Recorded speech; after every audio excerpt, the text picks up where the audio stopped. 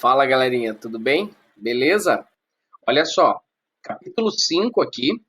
O capítulo 5 de vocês fala de nova ou ordem mundial, tá? Deixa eu aumentar aqui a nossa apostila. Olha o que ele retrata. A nova ordem mundial. Nós já havíamos falado disso anteriormente, que ordem mundial nada mais é do que um conjunto de países ou um conjunto de países ou um único país que detém grande poder a nível mundial. Então, em linhas gerais, seria um país que consegue controlar os outros. Então, olha só, o nosso planeta aqui na apostila ele é colocado como um tabuleiro de xadrez. E aí, cada pecinha dessa instalada em um país, representando mais ou menos o que seriam as relações geopolíticas entre as nações, tá? Aqui nós vemos a nova ordem mundial. Esse é o que nos importa. Por quê? Porque é quando começa a nossa história moderna, a nossa geopolítica moderna, tá? Olha, quando que vai começar esse período? Ele se inicia logo após a queda do Muro de Berlim, ou seja, 1989. Após 1989, então, os Estados Unidos, olha só, os Estados Unidos e a União Soviética deixam de disputar no cenário internacional um mundo socialista e um mundo capitalista. Todo o planeta se converge ao capitalismo, inclusive a União Soviética. Então, os Estados Unidos, ele vai emergir como uma potência única. Só que isso ao longo dos anos 90. Porque quando a gente chega ali no finalzinho de 1990 para o início de 2000, a gente vai ter a emergência de outras nações, como é o caso da China, a China já com grande destaque no início do século XXI, os países europeus, como é o caso da Alemanha, a Alemanha reunificada se torna uma grande potência econômica da região. Na década de 90, a gente tem a consolidação também do bloco da União Europeia. Então, os Estados Unidos, que passou ali, 1990, como uma potência única, um mundo unipolar, como a gente já falou em sala, agora ele passa a ser multipolar. Por quê? Porque tem os Estados Unidos, tem a União Europeia, tem o Japão, tem a China e outras potências regionais, como é o caso de Índia, como é o caso de Brasil, como é o caso de Austrália, dentre outros. Beleza? Dá uma olhada nesse para ir além. Olha o que ele define como ordem mundial. As nações interagem de diversas maneiras, seja por proximidade de fronteiras, interesse comercial ou identidade cultural. Mas alguns países têm maior capacidade de exercer sua influência e poder sobre outros nos planos econômico, tecnológico, cultural e militar. Então, o que é ordem mundial? É aquilo que eu falei, é um país ou um grupo de países que detém poder, que detém domínio sobre economia, sobre tecnologia, sobre cultura, sobre poder militar. Beleza? Aí, o nosso capítulo, ele torna a falar de novo de globalização. Tá? Só que agora ele vem trazendo uma diferença aqui, ó. Globalização e mundialização. Dá uma olhada no segundo parágrafo aqui da sua apostila. Olha o que ele vai dizer. Que os termos são, às vezes, utilizados como sinônimos. Aí ele continua. Ó, a partir dos estudiosos, porém, entende que a mundialização é o resultado da multiplicação e da intensificação das relações que se estabelecem entre os agentes econômicos de diferentes pontos do espaço mundial. Ela é o ponto de partida para outros processos, como a internacionalização, a expansão das empresas transnacionais e a própria globalização. Aí ele continua, ó, a globalização, por sua vez, iniciou-se no século XV com as grandes navegações. No entanto, mais recentemente, a partir de 1990, o fenômeno acelerou-se com a maior interação entre as diversas partes do mundo. Tá? Então, deixa eu sair aqui desse modo cheio. Então, entenda o seguinte, a globalização ela nada mais é do que um processo de inter-relação. Então, os países eles se conectam entre si. Tá? E aí, essa conexão, a gente já falou em sala também, ela acontece de diversas maneiras, seja através da economia, seja através das relações culturais e por aí vai, tá bom? Este esquema que temos aqui na página 75, dá uma olhada. O nosso planeta aqui, ele está sendo encolhido com o passar dos anos. Então, repara, lá em cima, 1500 a 1840, nós temos ali velocidade das carruagens dos barcos à vela, 16 km por hora. Então, o planeta era bem grande nessa época, proporcionalmente, né, a capacidade de navegação, de transporte. Em 1850, 1930, nós tivemos o advento das máquinas a vapor e dos barcos a vapor. Então, olha o tanto que evoluiu a velocidade. Ó. Saiu de 16 por hora, foi para 57 no caso dos barcos e de 100 no caso das locomotivas. Isso de média. Então, o mundo encolheu. Aparentemente, o mundo deu uma encolhidinha. Depois, de 1950, os aviões a jato de 480 a 640 km por hora. E por último, pós 1960, com aviões super rápidos, ultrapassando os 800, ultrapassando os 1000 km por hora. Beleza? Bom, depois você vai dar uma olhadinha nesse Construindo Juntos, ele vai falar da ideia de aldeia global. A aldeia traz essa ideia de ser todo mundo, de as pessoas terem as mesmas características, desfrutarem da mesma cultura. Mais ou menos com o que acontece com a nossa globalização hoje. Depois você dá uma lidinha, bacaninha, você vai desenvolver esses três exercícios aqui, tá? É trazido aqui também um texto para vocês sobre tecnologia e desigualdade. Nós sabemos que o capitalismo, um dos grandes problemas do capitalismo é justamente a desigualdade. E a tecnologia, mais que ela possa amenizar esse processo, o que se viu nos últimos anos é que esta tecnologia, como você vê aqui, essa mulher falando ao telefone, com um notebook, esse satélite, mostrando a capacidade, né, que alguns países têm de ter tecnologia de comunicação, algumas nações se destacaram, outras dependem tecnologicamente. Então, assim, a gente pode dizer que a tecnologia, ela até estimulou, ela até aumentou a desigualdade entre as nações. Beleza? Depois você vai dar uma olhadinha aqui, vai falar também dos transportes, tá? Os meios de transporte são fundamentais nesse processo de construção do capitalismo. A tecnologia, as empresas de alta tecnologia, elas vão escolher alguns fatores determinantes, como também os meios de transporte. Eu quero que vocês dêem uma atentada aqui ao mundo, acesso à internet. Repara o seguinte, os países mais escuros, aqui no caso vermelhinho, marrom, não sei que cor direito é essa aqui, um vinho, né? Parece um vinho. Estados Unidos, Canadá, o Canadá principalmente, o Canadá, tem alguns europeus como a França, a Alemanha, o Reino Unido, os nórdicos da Europa, a Austrália, a Nova Zelândia, ali, ó, o Japão, a Coreia do Sul, né? Esses países têm próximo a 100% da população com acesso à internet. Enquanto os que estão em vermelhinho, como é o caso dos Estados Unidos, de outros países da Europa, aqui, boa parte da Europa, a Rússia, a Arábia Saudita, a Uruguai, a Argentina, a própria Venezuela, olha só, com índices de acesso à internet beirando a casa dos 80%. O grande problema aqui, o continente que é vazio em termos de acesso, é o continente africano. Mas não só a África. A África e mais alguns países aqui da Ásia, como é o caso de Paquistão, de Afeganistão, países muito desiguais, muito pobres. Mas o grande problema é, sem dúvida nenhuma, o continente africano. Aqui a gente vê uma escola africana em comparação com uma escola que seria de um padrão europeu, de um país europeu desenvolvido. Beleza? Bom, avançando, dê uma olhada aqui nessa anamorfose. Anamorfose, a gente já falou que é um mapa que trabalha com matemática. E aí ele distorce o tamanho, ele distorce a forma dos países para ele poder evidenciar o que ele está trabalhando. No caso aqui, usuários de internet em 2015. Os países com o maior número de usuários, em primeiro lugar, China, porque a China tem 1,5 bilhão de habitantes.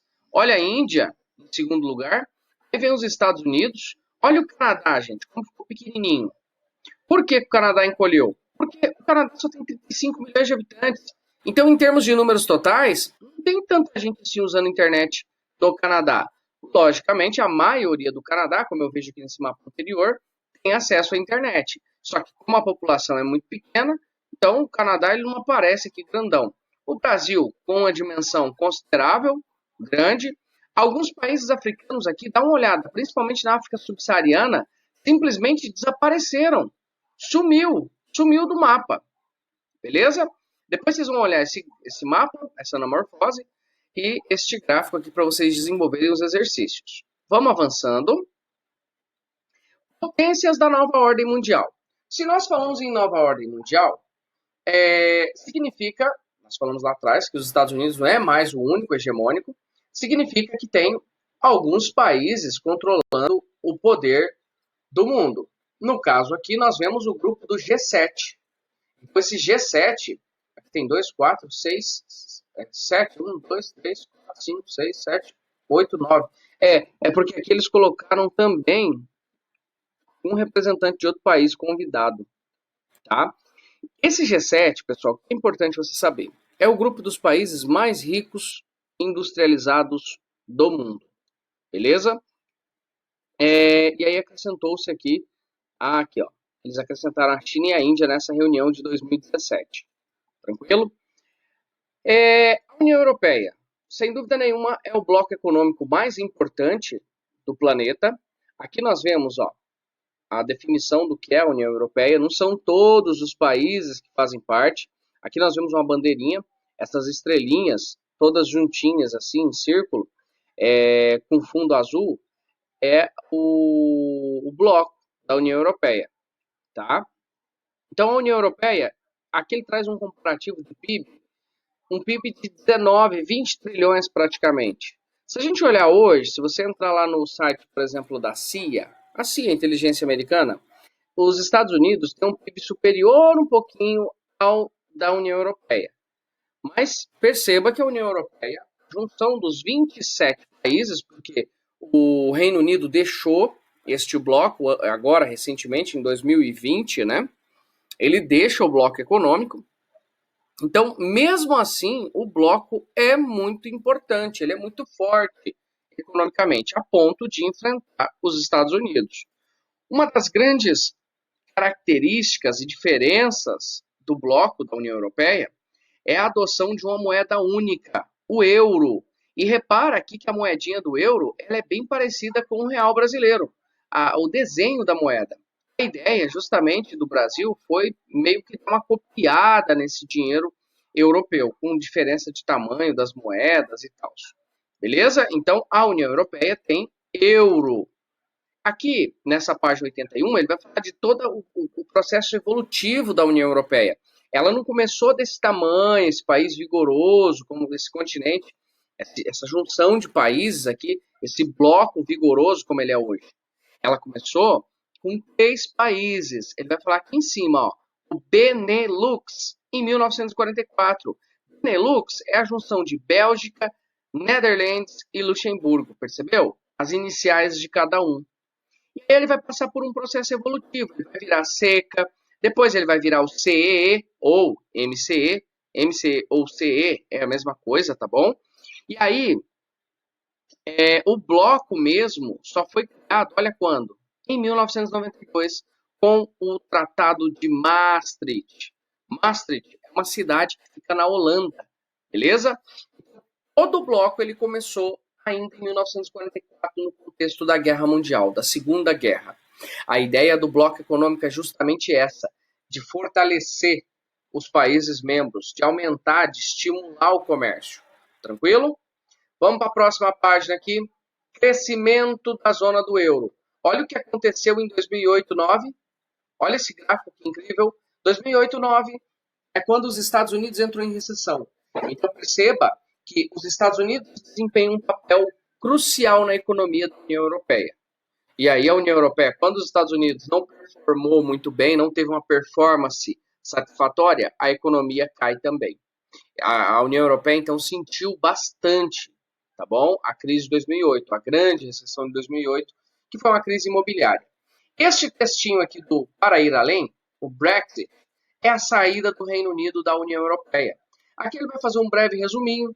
Lá em 2016 começou esse processo. Os ingleses, os britânicos, né, foram às urnas para poder votar se o Reino Unido deixaria ou não. A pergunta é, por que o Reino Unido resolveu deixar a União Europeia? A maioria dos especialistas apontam que o grande problema são os imigrantes. O Reino Unido ele não quer receber imigrante que entre na Europa. E pelo fato dele fazer parte do bloco, ele acaba tendo que dividir essa responsabilidade. Beleza? Avançando aqui, ele vai falar do Japão. Tá? O Japão, que é um país hoje muito desenvolvido, que começou um grande processo de desenvolvimento graças a esse imperador aqui, ó, no cantinho, Matsuhito, ou Meiji. A gente vai falar era Meiji, ou era Meiji. Eu costumo falar Meiji, tá? Lá no século XIX, esse senhor aqui da foto, ele modernizou o Japão. Ele criou isso aqui, ó, tá destacado em azul aqui para vocês. As Zaibatsus, aqui do ladinho está descrevendo o que que é. São grupos industriais, grupos de grande destaque industrial. Tem alguns exemplos aqui, ó, Mitsubishi, a Mitsubishi conseguiu sobreviver, a Mitsui, a Sumitomo e Yasuda foram algumas das principais Zaibatsus. A maioria das Zaibatsus acabou sendo esmagada pelos Estados Unidos após a Segunda Guerra Mundial. A gente sabe que os Estados Unidos devastou o Japão. Aqui nós vemos uma foto, olha só, o Japão que fazia parte do eixo junto com a Alemanha. Então os Estados Unidos vêm e arrebenta com o Japão. Não só por conta das bombas de Hiroshima e de Nagasaki, mas porque havia feito uma grande incursão dentro do país. Tá? O Japão se destaca principalmente nisso, olha gente. Tecnologia, robótica. O Japão é fera na produção de robótica. Tá.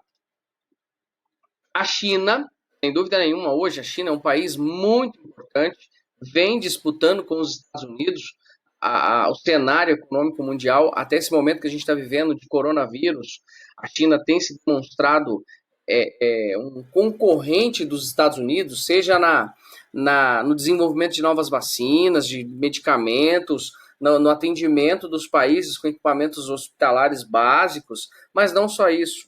A China vinha se destacando desde os anos 80, desde o final de 70, mais ou menos, porque este imperador aqui, o Mao Tse-tung, tá? Este cara é o responsável por converter a China em uma nação socialista. Lembrando que o primeiro país a se tornar socialista foi a União Soviética, a Rússia, no caso, né? Em 1917. Aí, em 1950, na década finalzinho de 40 para 50, o PCC, olha só, PCC, Partido Comunista Chinês, proclamou o socialismo dentro da China, tá bom? Foi só a partir de 1976, com a morte desse senhor, do Mao Tse-tung, que o sucessor dele, o Deng Xiaoping, começou a modernizar a China. E aí abriu-se no litoral as chamadas Zonas Econômicas Especiais. Olha a sigla, ZEE, tá bom?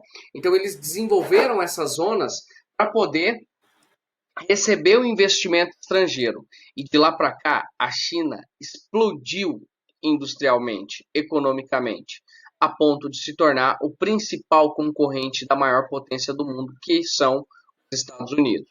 Ok? Aqui ele mostra um pouquinho do crescimento da China e do mundo. Então, o PIB chinês, perceba, é a linha de vermelho. O PIB mundial é a linha de azul. Então, até em 2008, 2009, olha o mundo crescendo a 1,5% em 2008, cresceu menos 2,5%, ou seja, encolheu em 2009. A China manteve um crescimento a 9,2%.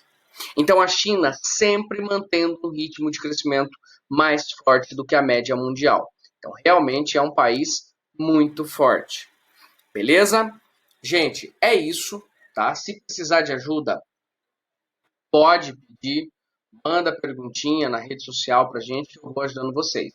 Tá? Agora, vamos desenvolver os exercícios. Ó. Tem alguns exercícios aqui, tem 12 exercícios para vocês fazerem. Tá? Espero que tenha ficado claro para vocês e bons estudos!